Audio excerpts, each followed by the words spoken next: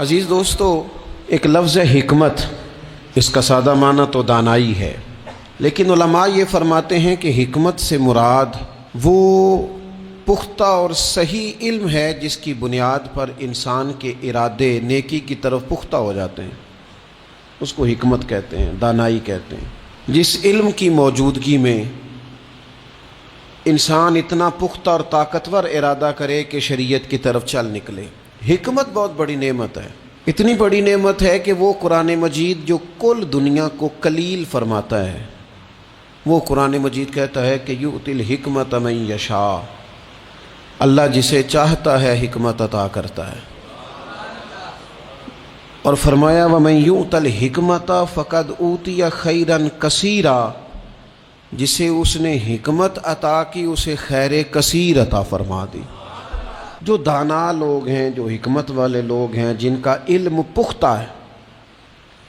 جنہوں نے کتاب و سنت کو پورا پڑھ کے پھر نظریات کو اتنا پکا کر لیا ہے کہ انہیں اللہ نے انشراح صدر عطا فرمایا ہے، اور ان کی جو گفتگو ہے، ان کا جو لہجہ ہے، ان کا جو انداز ہے،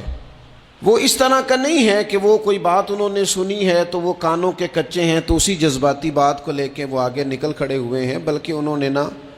اچھی طرح دودھ رڑکا ہے، اور اس میں سے انہوں نے مکھن کو اس طرح ٹٹولا ہے کہ انہوں نے وہ لسی شسی ساری پیچھے چھوڑ دی ہے، خالص چیز نکال کے لوگوں کے سامنے پیش کی ہے۔ حکمت اور دانائی، پختہ لوگ، سیانے لوگ، وہ تقریر نہیں کرتے، واعظ و نصیحت نہیں کرتے، وہ تو اپنے جذبات کا اظہار کرتے ہیں، وہ اپنے تجربات کے ساتھ لوگوں کو دین کی طرف مائل کرتے ہیں، اور ان کی گفتگو لفظوں کے ساتھ نہیں ہوتی، بلکہ روح کی بات روح کے ساتھ ہوتی ہے۔ اور اقبال کہنے لگے یہ بات جو دل سے نکلتی ہے اثر رکھتی ہے، پر نہیں طاقت پرواز مگر رکھتی ہے۔ دانائی، حکمت، اللہ تبارک و تعالیٰ نے ہمیں وہ رسول عطا فرمائے ہیں جو دنیا میں ہمیں صرف کتاب نہیں سکھائیں گے بلکہ یعلمکم الکتاب والحکمہ۔ اللہ فرماتے ہیں محبوب تمہیں کتاب بھی سکھائیں گے اور حکمت بھی سکھائیں گے۔ جو پتھروں اور پہاڑوں میں رہنے والے تھے اتنے سخت ہو گئے تھے کہ بیٹی کو زندہ دفن کرتے بھی ان کی طبیعتیں نرم نہیں ہوا کرتی تھیں، جو لوگ کھڑے کھڑے اونٹوں کا خون نکال کے پی جایا کرتے تھے، انہیں کسی پر رحم اور ترس نہیں آتا تھا، محبوب پاک صلی اللہ تعالیٰ علیہ وسلم نے اس حکمت سے انہیں قرآن سکھایا۔ پھر کوئی کتا پیاسا نہ رہ جائے، یہ درد بھی اللہ نے ان کے سینے میں پیدا فرما دی۔ دانائی حضور نے اپنی امت کو دی، حکمت دی، علم دیا، بردباری دی، عطا کی۔ آج ہمارا یہ مسئلہ ہے کہ بہت سارے لوگ ایسے ہیں جو بعض چیزوں کا فہم بھی رکھ لیتے ہیں، علم بھی حاصل کر لیتے ہیں، وہ کسی جگہ سے کچھ معلومات بھی حاصل کر لیتے ہیں، کچھ تھوڑا بہت پڑھنا لکھنا جان جاتے ہیں، لیکن دانائی نہیں سمجھتے۔ علم بغیر حکمت کے نفع نہیں دیتا، معلومات بغیر دانائی کے کسی کا بھلا نہیں کر سکتی۔ آپ کے پاس الفاظ کا ذخیرہ تو ہے، لیکن وہ الفاظ اتنا اثر نہیں رکھتے کہ کسی کے دل تک جا سکیں۔ وہ دل تک جانے کے لیے بتانے والے کا صاحب دل ہونا بڑا ضروری ہوتا ہے۔ حکمت، دانائی رسول پاک علیہ الصلوۃ والسلام نے عطا کی، اور پھر یہ دانائی حضور نے اپنے ہر صحابی کو عطا کر کے اس طرح کا بنا دیا کہ فرمایا صحابی کا نجوم، میں نے ان سب کو آسمان ہدایت کا ستارہ بنا دیا ہے۔ لیکن مولا کائنات، شیر خدا، علی المرتضیٰ، حیدر کرار، فاتح خیبر، امیر المومنین، خلیفۃ المسلمین، حضرت مولا علی شیر خدا رضی اللہ تعالیٰ عنہ کو وہ علم ملا، وہ خزانہ ملا۔ ایک تو وہ حدیث ہے کہ حضور فرماتے ہیں میں علم کا شہر ہوں، اور علی اس کا دروازہ ہے۔ اور ایک ترمذی میں حدیث یوں بھی موجود ہے، حضور فرماتے ہیں میں حکمت کا گھر ہوں، وہاں شہر کہا، یہاں گھر کہا، فرمایا میں حکمت کا گھر ہوں، علی اس کا دروازہ ہے۔ حکمت اور دانائی کا گھر ہے، ایک گھر علی اس کا دروازہ ہے۔ نبی اکرم نور مجسم شفیع معظم صلی اللہ تعالی علیہ وآلہ وسلم کے علوم سے جو حصہ حضرت مولا علی شیر خدا کرم اللہ تعالی وجہہ الکریم نے حاصل کیا، صحابہ فرماتے ہیں 70 کے قریب وصیتیں کی ہیں نبی پاک نے مولا علی شیر خدا کو، اور وہ ایسی خاص باتیں ہیں جو صرف مولا علی جانتے ہیں، انہی کا خاصہ ہے جو رسول پاک نے ان کے ساتھ فرمائی ہیں، وہ انہی کا خاصہ ہے۔ آپ اتنی بڑی تعداد میں اعتکاف میں بیٹھے ہیں، اللہ کا گھر ہے،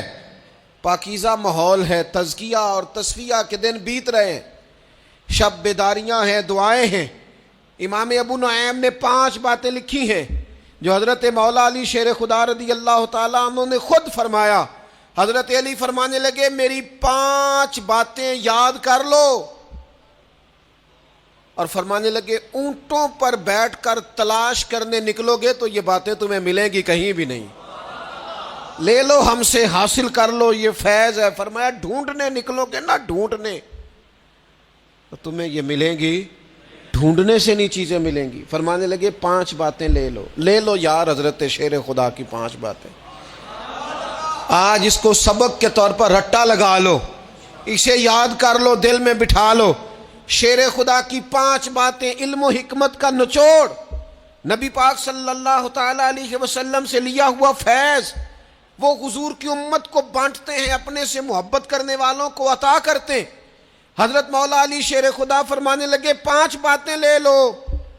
تم اونٹوں پر بیٹھ کے نکلو گے تو تھک جاؤ گے، لیکن یہ باتیں تمہیں کہیں نہ ملیں گی۔ حضرت علی باتیں بیان کرتے ہیں، فرماتے ہیں پہلی بات یہ یاد رکھنا، بندے کو امید صرف اپنے رب سے رکھنی چاہیے، جیت جاؤ گے دوستو دنیا میں اگر یہ بات آ گئی، بچ جاؤ گے، دل ٹھنڈا رہے گا، بے قراریاں، بے چینیاں، پریشانیاں جان چھوڑ جائیں گی۔ امید صرف اپنے رب سے رکھو۔ حضرت مولا علی شیر خدا رضی اللہ تعالیٰ عنہ دوسری بات بیان کرتے ہیں، فرماتے ہیں اپنے گناہوں سے ڈرا کرو۔ تم غریب ہونے سے ڈرتے ہو، تم تنگ دستی سے ڈرتے ہو، تم لوگوں کی دشمنی سے ڈرتے ہو، اپنے گناہوں سے ڈرو، کہیں ایسا نہ ہو کہ تمہاری نافرمانیاں رب کی ناراضگی کا سبب بن جائیں، اپنے گناہوں سے ڈرو۔ اور تیسرا مولا علی شیر خدا رضی اللہ تعالیٰ عنہ فرماتے ہیں اگر تم جاہل ہو نا، تمہیں پتہ نہیں، تو علم کے بارے میں سوال کرنے سے کبھی نہ شرمانا، پوچھ لینا فائدہ ہوگا، کسی سے بات کر لینا فائدہ ہوگا، کسی سے سیکھ لینا نفع ہو جائے گا، کسی کو مان لینا اپنا استاد، زندگی بھر سمجھدار ہو جاؤ گے، فیض یاب ہو جاؤ گے۔ اور حضرت علی شیر خدا چوتھی بات ارشاد فرماتے ہیں، یہ علماء کے لیے، فرمایا اگر عالم کو کسی مسئلے کا علم نہ ہو تو غلط بات نہ بتائے، بلکہ کہہ دے واللہ اعلم، اللہ بہتر جانتا ہے۔ یہ بات یاد رکھیں، جس بات کا پتہ نہ ہو، جس کی خبر نہ ہو، جس پر عبور نہ ہو، اس بات کو آگے بیان نہ کیا جائے، اور کبھی بھی غلط بات نہ بتائی جائے۔ یہ حضرت علی شیر خدا ہمیں سبق دیتے ہیں۔ اور 5ویں بات حضرت علی شیر خدا ارشاد فرماتے ہیں یاد رکھنا، ایمان میں صبر کی وہی حیثیت ہے جو جسم میں سر کی حیثیت ہے۔ اپنی زندگی صبر کے ساتھ گزارنا، زندگی میں کبھی بے صبرے نہ ہونا، حوصلہ نہ چھوڑ جانا۔ صبر بزدلی نہیں ہوتا، صبر تو اچھی تدبیر کو کہتے ہیں، صبر تو رب کریم کے فیصلے کے انتظار کو کہتے ہیں، صبر تو اللہ کی مدد کے نازل ہونے کے انتظار کو کہتے ہیں۔ فرمایا جو تمہارے جسم میں سر کا مقام ہے وہی ایمان میں صبر کا مقام ہے۔ یہ مولا علی شیر خدا نے ہمیں 5 باتیں دی، صبر کے ساتھ گزارنا، زندگی میں کبھی بے صبرے نہ ہونا، حوصلہ نہ چھوڑ